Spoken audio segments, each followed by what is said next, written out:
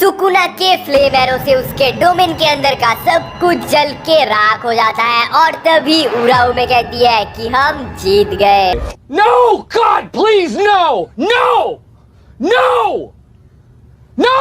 So guys JJ के chapter 259 हमारे सामने आ गया है एंड ये चैप्टर लिटरली बहुत ही ज्यादा शॉकिंग होने वाला है। तो पिछले चैप्टर के एंड में हमने देखा था कि सुकुना अपने फ्लेम एरो को समन करता है एंड इस चैप्टर के शुरू में ही हम एक फ्लैशबैक देखते हैं जहाँ यूजी चोसो को बोलता है कि उसे कॉन्वर्जेंस सीखना है, बट क्योंकि चोसो एक अच्छा टीचर नहीं है इसलिए वो यूजी को कॉन्वर्जेंस को यूज करना नहीं सिखा पाता। बट तभी नोरितोशी कामो यूजी को कॉन्वर्जेंस और ब्लड मैनिपुलेशन को यूज करने का तरीका बहुत ही अच्छे से एक्सप्लेन करता है। बट तभी चोसो बोलता है कि वो यूजी को सुपरनोवा अटैक यूज करना सिखा सकता है, पर कामो ये बोलता है कि यूजी को सुपरनोवा ना सीख के ब्लड मैनिपुलेशन को यूज करना सीखना चाहिए क्योंकि इससे वो अपने ब्लीडिंग को बहुत ही जल्दी रोक पाएगा और खुद को बहुत ही आसानी से हील भी कर पाएगा।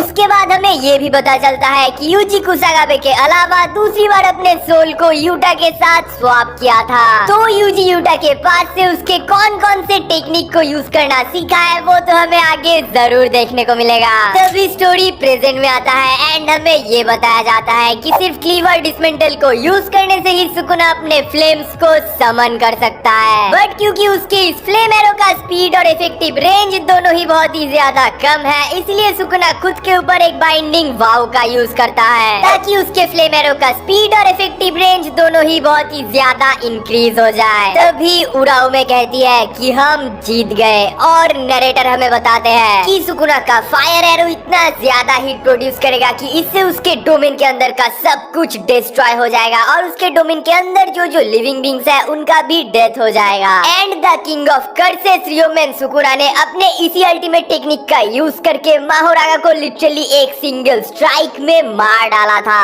और अभी सुकुना ने अपने इसी अटैक का यूज हमारे सॉर्सरर्स के ऊपर किया है। तो अब इन सब का क्या होगा ये देखकर लिटरली तुम्हारा होश उड़ने वाला है। और हाँ, सबको ये डाउट था कि गोजो के साथ फाइट में सुकुना ने अपनी इस टेक्निक को यूज क्यों नहीं किया था, तो इसका एक बहुत ही अच्छा एक्सप्लेनेशन हमें इस चैप्टर में मिल गया है। तो बेसिकली गोजो के साथ फाइट में सुकुना ने अपने डोमेन के इफेक्टिव रेंज को बहुत ही ज्यादा छोटा कर लिया था एंड इसीलिए उसके पास अपने फ्लेम एरो को यूज करने का जो एक सफिशिएंट रेंज चाहिए होता है वो नहीं था and for that reason Gojo के अगेंस्ट सुकुना अपने फ्लेम्स को कभी समन ही नहीं कर पाया। पर तभी हम देखते हैं कि सुकुना के फ्लेम्स यूजी को बस लगने ही वाला होता है, बट तभी हमारा चोसो भाई यूजी के सामने आ जाता है एंड यूजी के आसपास में ब्लड से एक बैरियर क्रिएट कर देता है जिसके वजह से वो फ्लेम्स यूजी को ना लग के चोसो को लगता है और हमारा चोसो अपने छोटे भाई यूजी को बचाते हुए खुद को सैक्रिफाइस कर देता है। पिछले चैप्टर के वीडियो में ही मैंने आपको ये बता दिया था कि इस चैप्टर में चोसो यूजी को बचाते हुए खुद को सैक्रिफाइस कर देगा, बट तब से लेके अब तक मैं इस चीज को देखने के लिए एकदम भी रेडी नहीं था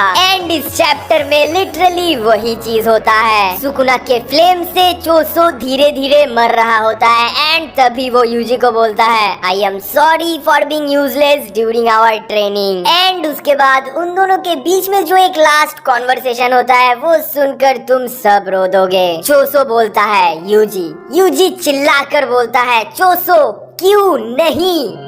चोसो फिर से बोलता है I am sorry for being useless during our training. उसके बाद हम उन दोनों को अपने इमेजिनरी सोल वर्ल्ड में देखते हैं। चोसो यूजी का तारीफ करता है एंड बोलता है कि तुमने रिवर्स कर्स टेक्निक को मुझसे भी जल्दी सीख लिया है एंड इसके आंसर में यूजी बोलता है कि क्योंकि सुकुना ने मेरे बॉडी को यूज किया था इसीलिए ही मैं रिवर्स कर्स टेक्निक को इतनी जल्दी सीख पाया हूँ। पर तभी चोसो बोलता है इट्स ओके लिटिल ब्रदर, छोटे भाई हर वक्त अपने बड़े भाई को सरपास कर ही देते हैं। पर तभी यूजी चोसो को ये बोलकर डांटता है कि तुम बस ऐसे डिसअपियर नहीं हो सकते। चोसो बोलता है राइट, बट मुझे यूकी से माफी भी मांगना है। वो यूजी को ये भी बोलता है कि मुझे माफ कर देना, मैं तुम्हें फिर से यहाँ पर अकेले छोड़कर जा रहा हूँ। और तभी यूजी बोलता है कि तुम हर वक्त मेरे साथ थे जब वक्त मेरे लिए सबसे ज्यादा मुश्किल था and that's enough for me. क्यों गेगे क्यों, किसी कैरेक्टर को तुम पसंद करते हो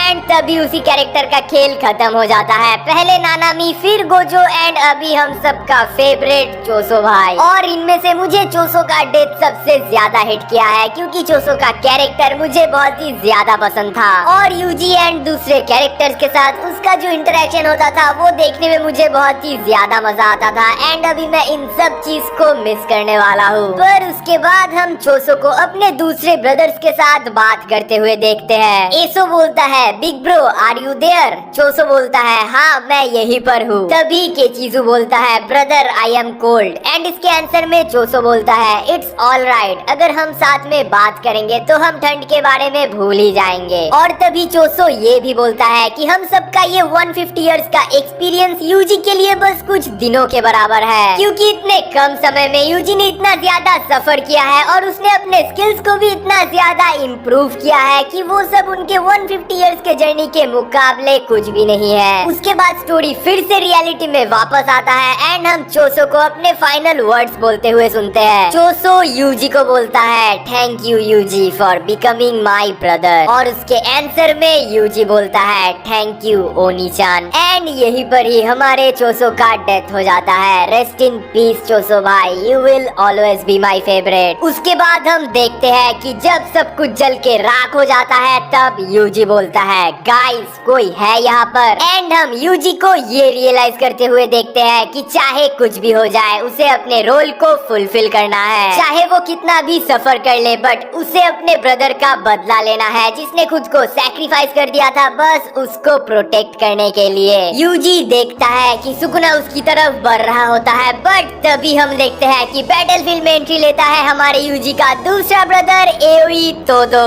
तभी हम एक फ्लैशबैक देखते हैं जहां तोदो और मेमी आपस में ये डिस्कस कर रहे होते हैं कि अगर सुकुना ने फिर से अपने डोमेन को एक्टिव कर दिया तो वो लोग दूसरे लोगों को वहाँ से कैसे रेस्क्यू कर पाएंगे। एंड तभी हमें ये बताया जाता है कि मेमी की क्रो और तोदो की बुगी बुगी टेक्निक को यूज करके वो लोग उन सबको वहाँ से रेस्क्यू कर सकते हैं पर क्योंकि सुकुना का डोमेन इंस्टेंटली किसी को किल कर सकता है इसलिए तोदो इस बात का गारंटी नहीं दे सकता कि वो कितने लोगों को वहाँ से बचा पाएगा। पर तभी मेमे कहती है कि क्योंकि उस वक्त तोदो सुकुना के डोमेन के बाहर रहेगा इसलिए उसे अपने कर्स टेक्निक के रेंज को बहुत ही ज्यादा एक्सपेंड करना होगा। बट क्योंकि एट दिस मोमेंट तोदो का एक हाथ कट चुका है तो क्या अब वो ये सब चीज अपने एक हाथ के मदद से कर पाएगा? एंड इसके आंसर में तोदो बोलता है कि वो 100% श्योर नहीं है कि ये चीज कितना ज्यादा सक्सेसफुल रहेगा पर क्योंकि वो बुगी बुगी के हार्ट बीट को फील कर सकता है इसलिए वो ये चीज जरूर ट्राई करेगा। बट तोदो ये भी बोलता है कि यूजी को ये बात नहीं पता चलना चाहिए क्योंकि यूजी और सुकुना पहले एक ही बॉडी के अंदर थे तो ये पॉसिबल हो सकता है कि सुकुना को ये सब चीज किसी तरीके से पता चल जाए। यहाँ पर मुझे राइटिंग बहुत ही ज्यादा इनकॉन्सिस्टेंट लगा क्योंकि अगर ये बात सही है तो यूजी को दूसरे किसी प्लान्स के बारे में भी पता नहीं होना चाहिए था पर क्योंकि यूजी बाकी सारे प्लान्स के बारे में जानता है तो इस चीज का पर्टिकुलर क्या लॉजिक बना। हाँ फ्यूचर में कुछ ऐसा हो सकता है जो कि इस बात को जस्टिफाई करे but as of now this is kind